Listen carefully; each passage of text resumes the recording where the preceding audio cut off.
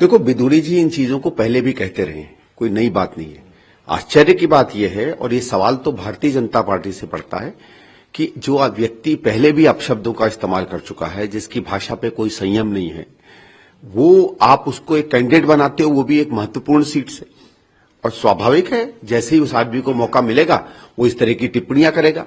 उन्होंने प्रियंका जी के बारे में बहुत अभद्र शब्दों का इस्तेमाल किया, शाम को मुख्यमंत्री जी के बारे में इस तरीके की भाषा की, ये निंदनीय। मुझे नहीं लगता इन चीजों पे केवल एक माफी से बनता है। मैं तो आशा करूंगा कि पार्टी में कोई न कोई इस पर एक्शन लेगा। लेकिन मैं आम आदमी पार्टी से भी एक बात कहना चाहता हूं। आपको याद होगा 10-12 साल बाद आप सार्वजनिक रूप से तमाम नेताओं के बारे में बहुत भद्दी टिप्पणियां किया करते थे। कोई ऐसा शब्द नहीं था गिरा हुआ जो आपने इस्तेमाल न किया हो, चाहे शीला दीक्षित जी की बात हो, चाहे सोनिया जी की बात हो, चाहे और बड़े नेताओं की बात हो।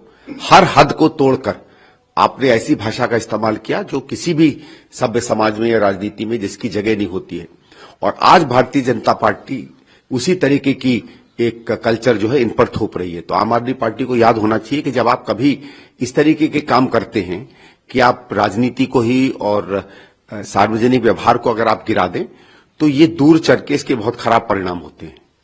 फिर इसके अलावा आप कैसे देखते हैं इन चीजों को? अरविंद केजरीवाल कह रहे हैं कि कुछ भी नहीं किया भारतीय जनता पार्टी ने दिल्ली के लिए, कैसे वो आम आदमी पार्टी को आपदा कह सकते हैं, क्योंकि प्रधानमंत्री ने आपदा कहा था। एक वार ऑफ वर्ड्स जो है वो कहीं ना कहीं चल रहा है आम आदमी पार्टी और बीजेपी के बीच में। आम आदमी पार्टी ये भी कह रही है कि बीजेपी की जो पूरी बारात है उसका दूल्हा कौन है। दोनों चीजों को कैसे देखते हैं? देखो, तब दोनों ही पार्टियां जो हैं दिल्ली के सत्यानाश की जिम्मेवार हैं। अच्छा है, आपस में एक दूसरे पे लड़ती रहें। होता क्या है कि जब कोई कुछ नहीं करता है तो ज्यादा हंगामा करता है। आपस में जूझेंगे ना, भाई कांग्रेस से थोड़ी जूझ सकते हैं। जिसने काम किया है, जिसकी काम की हुई चीजों की आज दिल्ली का हर व्यक्ति याद कर रहा है, उस कांग्रेस पे ये क्या सवाल उठाएंगे? तो इनको लग रहा है कि उस लड़ाई ही मत घुसो, जो ताकतवर जगह है वहां लड़ो ही मत, आपस में किसी तरह जूझते रहो। भाई भारतीय जनता पार्टी पे भी सवाल बनता है कि आप कितने साल, 12-15 साल आप एमसीडी में रहे, आपने किया क्या? मोदी जी ये तो बताते नहीं है कि डीडी है जिसका बहुत काम है दिल्ली में, उसने क्या किया? दिल्ली में लॉ एंड ऑर्डर की क्या सिचुएशन है? एनडीएमसी, जहां से अरविंद केजरीवाल विधायक है, वहां वो भी तो एनडीएमसी भी तो भारत सरकार में रही। और फिर केजरीवाल जी पे पूछ लेते हैं, आपने अपनी कॉन्स्टिट्यूंसी में क्या किया? आपने खुद दिल्ली में क्या कर लिया 10 साल? और देखो, मजे की बात यह है, अभी कुछ दिनों पहले ये एक आरटीआर बन रहा है जिसका उद्घाटन किया है प्रधानमंत्री ने। सवाल तो ये बनता है कि भाई पहले क्यों नहीं कर लिया?